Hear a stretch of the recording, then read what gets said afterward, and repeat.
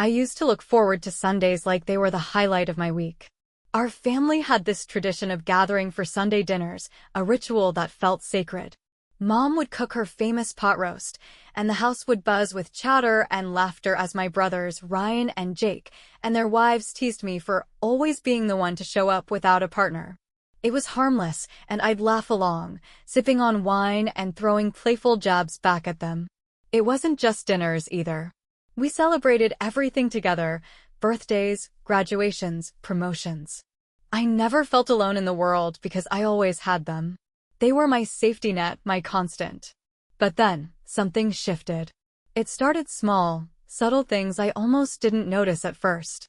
Mom would mention a family brunch in passing, and when I asked about it, she'd quickly brush it off, saying it was nothing big. Or Jake would let slip about a backyard barbecue Ryan hosted, and when I questioned why I wasn't invited, he'd stammer something about it being last minute. The tipping point came one Sunday when I showed up to our usual dinner, pot roast in hand, only to find the house dark and empty. I called Mom, thinking I had mixed up the time or day. She picked up on the second ring, her voice unusually strained. "Oh, honey," she said, almost too casually. "Didn't I tell you? We canceled tonight. Everyone had plans." Plans? Without me? It didn't make sense. I checked in with Ryan later that week, hoping for some clarity, but he just mumbled something about how things have been busy lately. And Jake?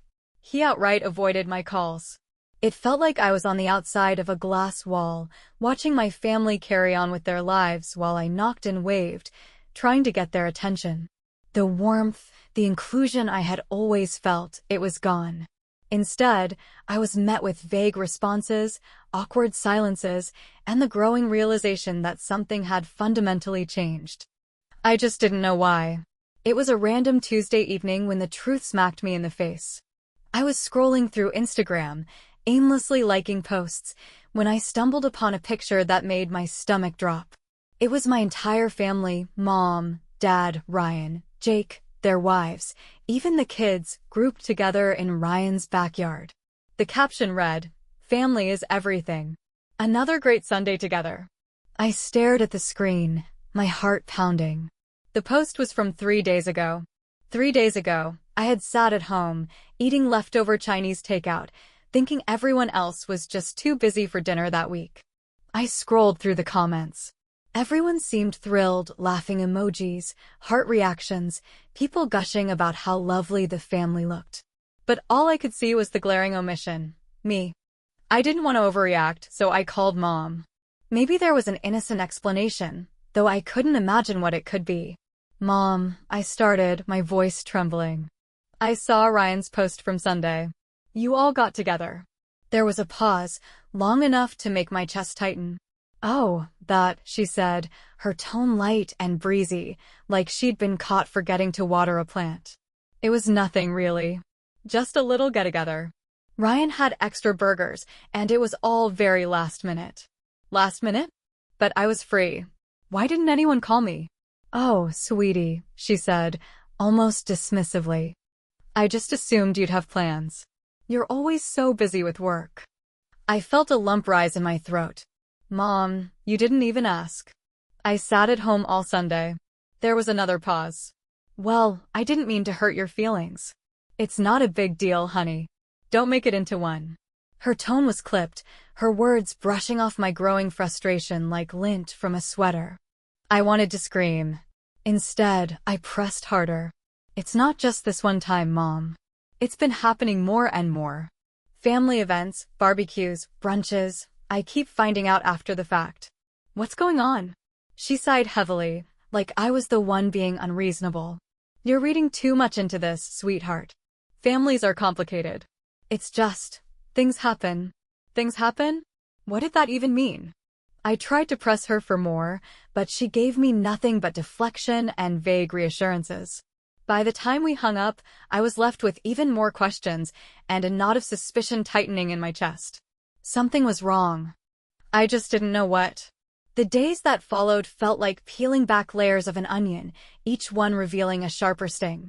After that Instagram post, I couldn't help but notice the pattern. My family was moving through life, brunches, game nights, even a group trip to a local vineyard, and somehow I wasn't part of it. It was Ryan's wife, Sarah, who unintentionally let another bomb drop during a casual chat. We bumped into each other at the grocery store, and after the usual small talk, she mentioned how much fun the kids had at the zoo last weekend. Zoo? I asked, my voice as neutral as I could manage. I didn't know you went to the zoo. Her cheeks flushed, and she hesitated, clearly realizing her mistake. Oh, yeah. It was sort of a spur-of-the-moment thing. Ryan thought it'd be fun for the kids. Sounds nice, I replied, forcing a smile that barely masked the knot tightening in my stomach. Another event I wasn't invited to. Another gathering I hadn't even known about. I started digging after that, scanning social media posts with a newfound intensity. There were pictures of a brunch at Mom's favorite cafe, complete with smiling faces and captions like, "Always a treat to catch up with the family." There was a photo of Jake and his wife, Lisa, holding glasses of wine at what looked like a winery, with Ryan and Sarah laughing in the background. Each discovery felt like a slap. I was their family, wasn't I? So why was I being left out? I replayed conversations in my head, combing through them for any clue as to why this was happening. I thought back to the times I might have said something wrong, missed a text, or declined an invite. Nothing stood out. The more I thought about it, the clearer it became. This wasn't random. It was deliberate. The realization hit me like a punch to the gut. My family, my people, were alienating me. Slowly, subtly, but unmistakably. And the worst part was that they were acting like it was nothing, brushing off my concerns as if I were imagining things. I wasn't. I could feel the shift like a cold draft creeping into a warm room. I was no longer part of the core group. I was on the outside looking in. And it was starting to feel like I wasn't even welcome to knock on the door anymore. I finally decided I couldn't take the silence or the guessing any longer. When Mom mentioned a low-key brunch on Sunday, I made it my mission to be there, uninvited or not. If they wanted to keep me out, they'd have to tell me to my face. When I walked into the cafe, the familiar faces of my family were scattered around a large table near the window. Ryan was pouring coffee into Mom's mug, Jake was balancing a toddler on his knee, and Dad was laughing at something Sarah had just said. They all turned toward me when the door jingled, their cheerful expressions freezing mid-laugh. "Hey, everyone," I said, keeping my tone light but my eyes sharp. "Didn't know we were doing brunch today." There was a long, awkward pause before Mom recovered and forced a smile. "Oh, honey, it was last minute. I didn't think you'd be free." I pulled out a chair and sat down uninvited. "I'm free now." The tension at the table was palpable. Sarah looked down at her plate, picking at her eggs, while Ryan avoided eye contact altogether. Jake gave me a tight, uncomfortable smile before shifting his focus back to his son. The air was thick with guilt, but no one was willing to speak. So, I started, glancing around. "Are we going to talk about it? Or are we just going to keep pretending everything's fine?" "Talk about what?" Mom asked, her voice overly bright, as if she could deflect the growing storm with cheeriness. I met her gaze directly. "About the fact that I keep finding out about these gatherings, dinners, outings, this brunch, after they happen. About how it feels like I'm being cut out." "That's not fair," Sarah mumbled, not looking up. "Isn't it?" I asked, turning to her. "Because it feels pretty deliberate from where I'm sitting." Mom sighed, setting her fork down with exaggerated patience. "Sweetheart, you're being dramatic. No one's cutting you out." "Then explain it to me," I said, leaning forward. "Why wasn't I told about this brunch? Or the zoo trip? Or the vineyard? Am I supposed to just not notice?" Ryan finally spoke, his voice low. "It's not what you think." "Then tell me what it is," I pressed. "Because right now, it feels like you're all trying to push me out of the family." Jake shifted uncomfortably, glancing at Mom, as if looking for guidance. She opened her mouth, closed it again, then said, "We didn't mean to hurt you. It's just, sometimes it's easier this way." "Easier for who?" I shot back, my voice rising despite myself. "Let's not do this here," Dad said, his tone placating but firm. "This is supposed to be a nice meal." "A nice meal," I repeated bitterly. "That I wasn't even supposed to know about." The table fell into an uneasy silence. They looked guilty, every single one of them, but no one was willing to offer an explanation. Not a real one anyway. They dodged, evaded, and danced around the truth, leaving me more hurt and angry than I'd been walking in. I pushed my chair back, the screech of it cutting through the awkward quiet. You know what? Forget it. I shouldn't have come. Wait, Mom said, reaching out, but I shook my head. No, it's fine, I said, my voice cold. Enjoy your brunch. Don't worry about me. You've gotten pretty good at that. And with that, I walked out, feeling the weight of their stares on my back, but refusing to turn around. My heart ached, but I was done begging for answers they clearly weren't willing to give. A week passed after that tense brunch, and I was still reeling. Every unanswered question gnawed at me, keeping me up at night. I couldn't shake the feeling that something bigger was going on, something they were deliberately hiding. That's when the message came. It arrived late one night, just as I was about to put my phone down and try to sleep. It was from an unknown number, with no name or introduction. Just 6 words. They're hiding something big from you. My heart raced as I stared at the screen. I tried calling the number back, but it went straight to voicemail. Whoever it was, they didn't want to be found. But the message sent a jolt through me. It wasn't just my paranoia. Someone else thought there was something worth uncovering. I started thinking about how I could keep tabs on them without tipping my hand. That's when it hit me. Social media.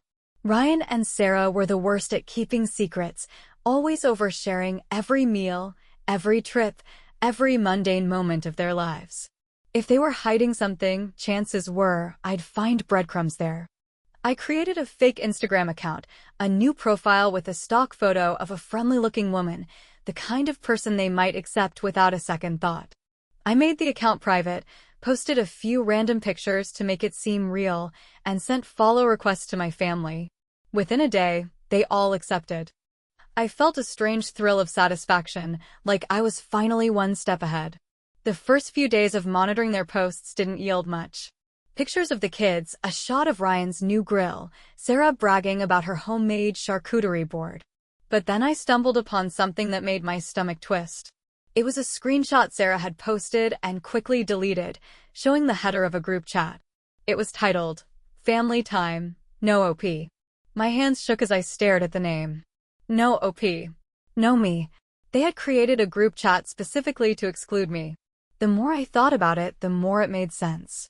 This was how they coordinated all those secret events, the zoo trip, the vineyard, the brunches. It explained the awkwardness when I confronted them, their reluctance to answer my questions. They didn't just forget about me. They went out of their way to leave me out. I felt a white-hot anger rising in my chest, mingled with a deep, aching sadness. My own family had made a private space where I didn't exist.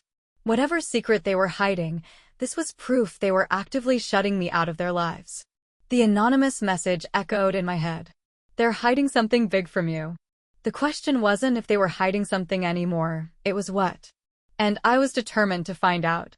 I decided to confront the one person I thought might crack under pressure, my youngest sister, Emily. She'd always been the softest among us, the least likely to keep a secret for long. If anyone would tell me the truth, it was her. I caught her at her apartment one evening, showing up unannounced with a bottle of wine. Her eyes widened when she saw me at the door, and for a moment, I thought she might slam it in my face. But then she sighed and let me in. We sat in her tiny kitchen, the silence heavy as I poured us each a glass of wine. I didn't waste time with small talk. Emily, what's going on with the family? Her hand froze mid-reach for her glass, and she avoided my gaze. What do you mean? You know what I mean, I said firmly. The brunches, the outings, the group chat. I know about it. Family time, no OP, right? Her face went pale. You saw that? Yes, and I want to know why it exists. What's everyone hiding from me? She fidgeted with the stem of her glass, clearly battling with herself. It's not what you think. Then tell me what it is, I demanded. Because right now, I feel like my own family is shutting me out for no reason. Her eyes filled with tears, and for a moment, I thought she might deny it again. But then she took a deep breath and whispered, It's about Kevin. The name hit me like a slap. Kevin, my ex. The man I hadn't seen or spoken to in years. What about him? I asked, my voice sharp. She hesitated, then finally said, He reached out to Mom a while back. He said he needed to talk to the family. About you. My blood ran cold. About me? What did he say? I don't know everything, she admitted quickly. Mom didn't tell me all the details. But whatever it was, it made everyone really uneasy.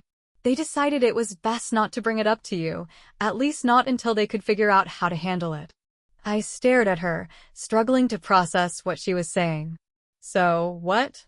You all just decided to cut me out instead? It wasn't like that, she insisted, though her tone was weak. They didn't want anyone to accidentally slip up and tell you before they were ready. That's why they made the group chat. To keep things contained. Contained. Like I was some kind of liability. The hurt surged, hot and raw. Do you hear how insane that sounds, Emily? You're telling me my own family has been lying to me, excluding me, all because my ex, who, by the way, is a pathological liar, decided to stir up drama. She flinched, her tears spilling over. I'm sorry. I didn't agree with it, but I didn't know how to stop it. I sat back in my chair, stunned. The pieces were falling into place, but the picture they created was worse than anything I had imagined. My family had chosen secrecy over trust, all because of a man who wasn't even in my life anymore.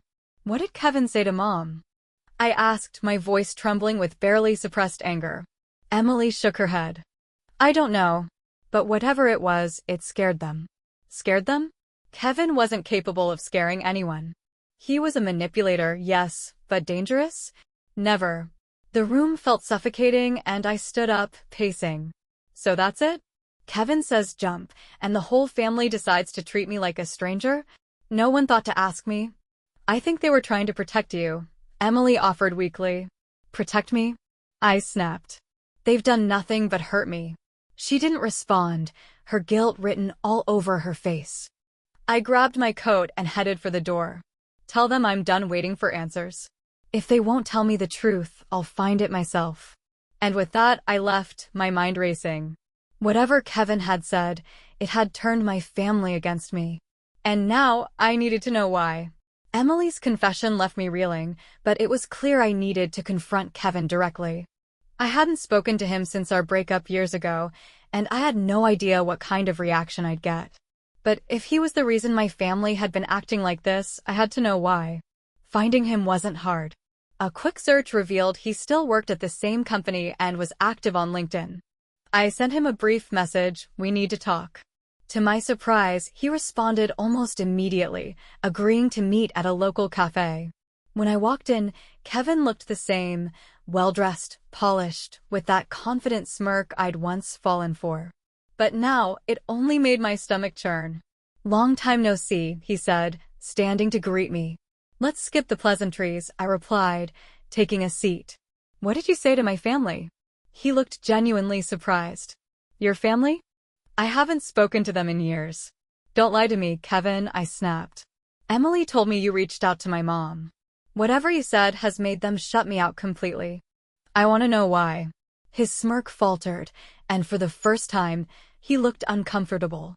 Look, I didn't mean for it to get this messy, he said, leaning back in his chair. But fine, I'll tell you. I crossed my arms, waiting. It was about the breakup, he began. They found out about the cheating. My breath caught in my throat. Cheating. My voice was a whisper. He winced. Yeah, I cheated.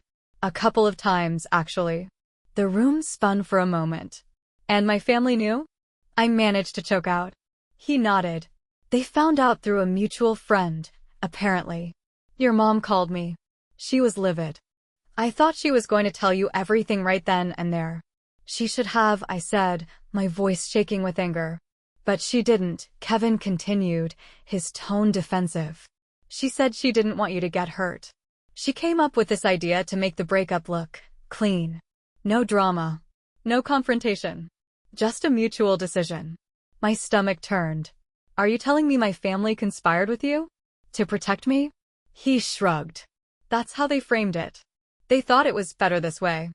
I didn't argue. I didn't want to deal with the fallout. I stared at him, disgusted. So you lied. They lied. All of you decided what was best for me without even asking.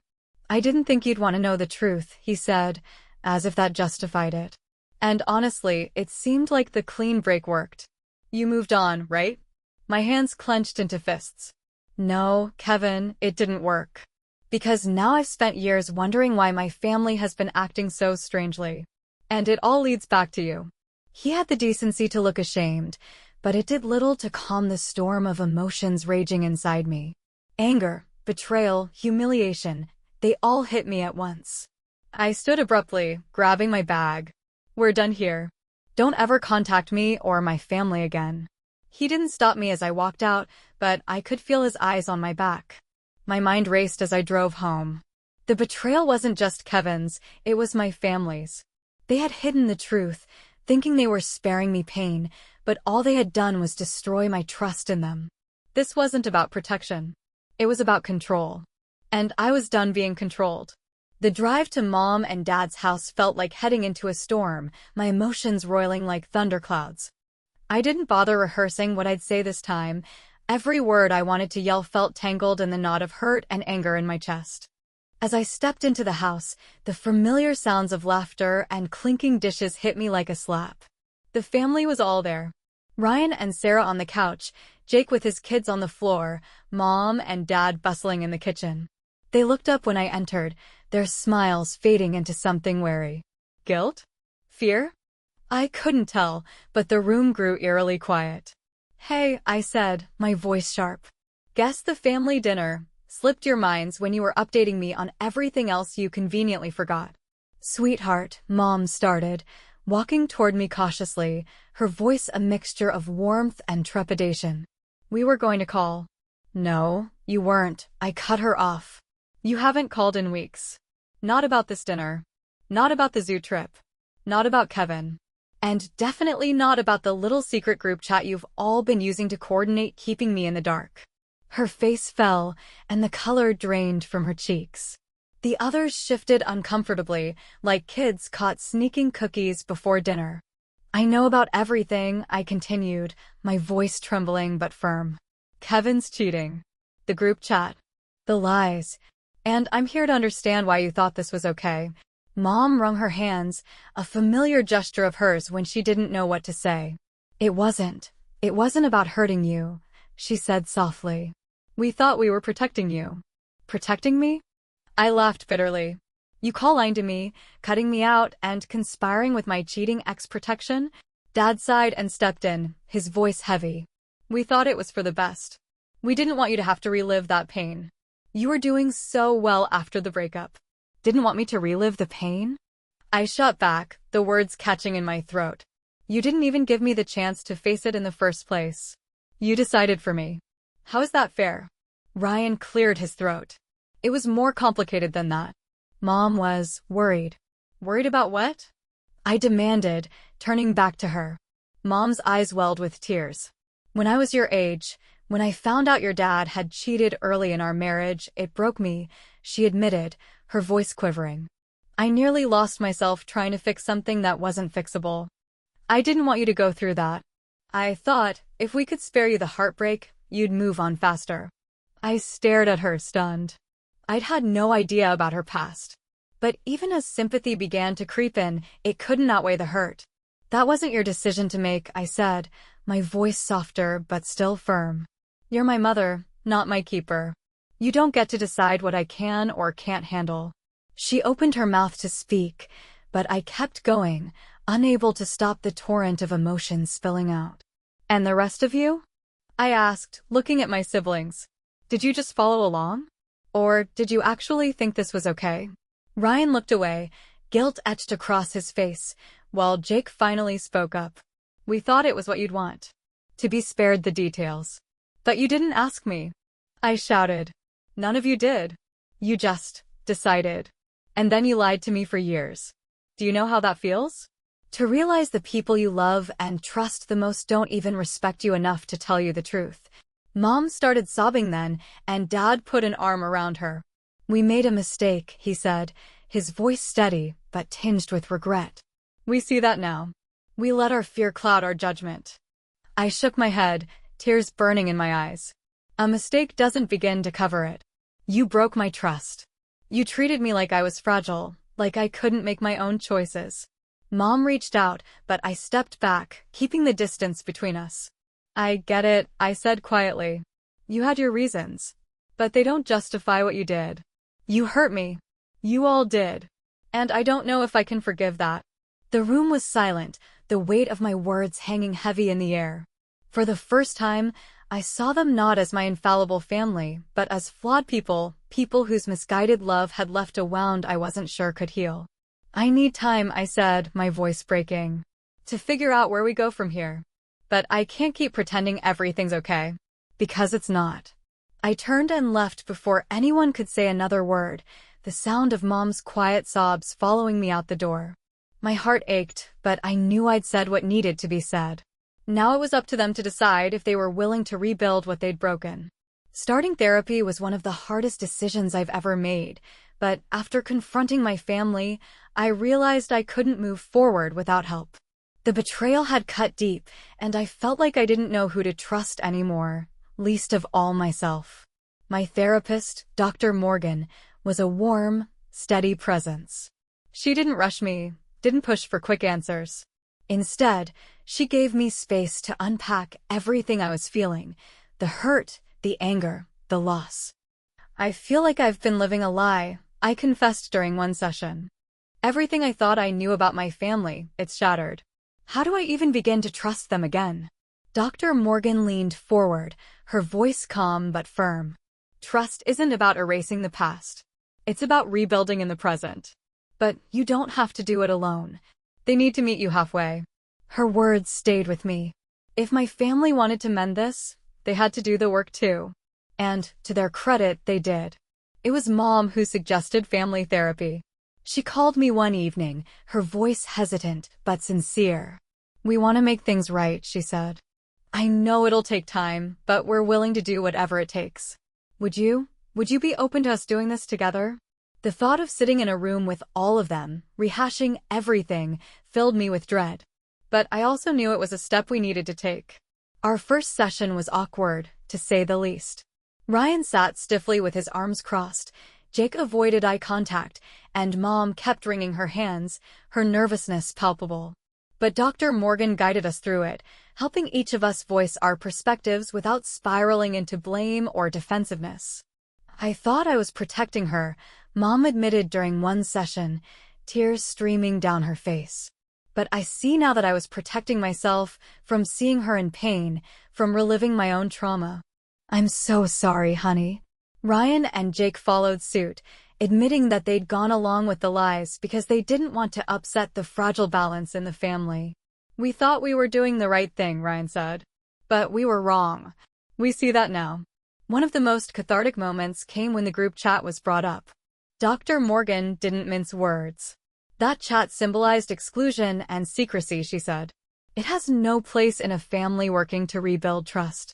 Without hesitation, Mom pulled out her phone and deleted it right there in the session. One by one, the others did the same, each deletion feeling like a small weight lifting off my chest. The process wasn't easy. There were moments of frustration, tears, and even anger. But there were also moments of understanding, of connection. Slowly, I started to see glimpses of the family I once trusted. Not perfect, but willing to grow. I wasn't ready to call everything fixed. Trust doesn't come back overnight. But I was beginning to believe it could come back at all. And that, for now, was enough. It was an unassuming Sunday afternoon when the last piece of the puzzle fell into place. I had just come home from a therapy session when my phone buzzed with a text from Claire, one of Mom's closest friends. I need to talk to you about something. Can we meet? We met at a small cafe later that day. Claire, usually warm and chatty, looked unusually serious. She wasted no time once we sat down. I owe you an explanation, she said. About Kevin. I stiffened but nodded, urging her to continue. It was me, she confessed. I was the one who told your mom about Kevin's cheating. I didn't know what would happen, but I thought she deserved to know. I stared at her, a mixture of gratitude and frustration swirling inside me. Why didn't you tell me directly? I thought about it, she admitted. But your mom begged me not to. She said she wanted to handle it, to protect you. I never imagined it would lead to all this secrecy. Her words didn't absolve my family's actions, but they added a layer of context I hadn't had before.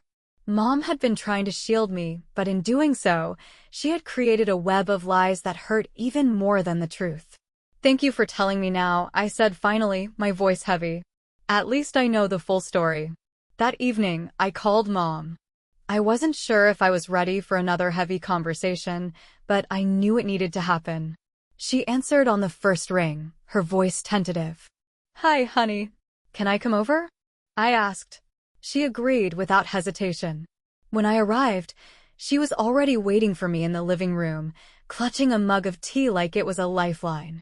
She gestured for me to sit, her eyes already glistening with unshed tears. Claire told me everything, I said, cutting straight to the point. About Kevin. About how this all started. Mom set her mug down, her hands trembling. I thought I was doing the right thing, she said, her voice breaking.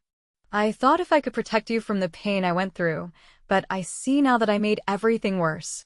Her vulnerability took me by surprise. This wasn't the deflective, dismissive mom I'd confronted weeks ago. This was a woman laid bare, stripped of excuses. I'm sorry, she continued, tears streaming down her face. For everything. For the lies, for shutting you out, for not trusting you to handle your own life. I don't expect you to forgive me right away, but I want you to know that I regret every decision that hurt you. I swallowed hard, my own tears threatening to spill. You didn't just hurt me, Mom. You made me question everything, my place in this family, my worth. But I paused, taking a shaky breath. I believe you're sorry. And I want to try to rebuild. But it's going to take time. She nodded, wiping her eyes. I'll wait as long as it takes. Just tell me what you need from me. For the first time in what felt like years, I saw a glimmer of the relationship we once had. It wasn't perfect. It would never be perfect. But it was a start. In the days that followed, I felt lighter. Not because the pain was gone, it wasn't, but because I had taken the first steps toward closure. Therapy remained a constant, and I continued to focus on my own healing. The family began to show up in ways they hadn't before, Ryan and Jake reaching out more, Mom making a genuine effort to rebuild our bond. I wasn't naive. Rebuilding trust would take work, and there were still moments of doubt. But I had decided to let the healing begin, cautiously and on my own terms. This chapter wasn't closed neatly, but it was closing nonetheless.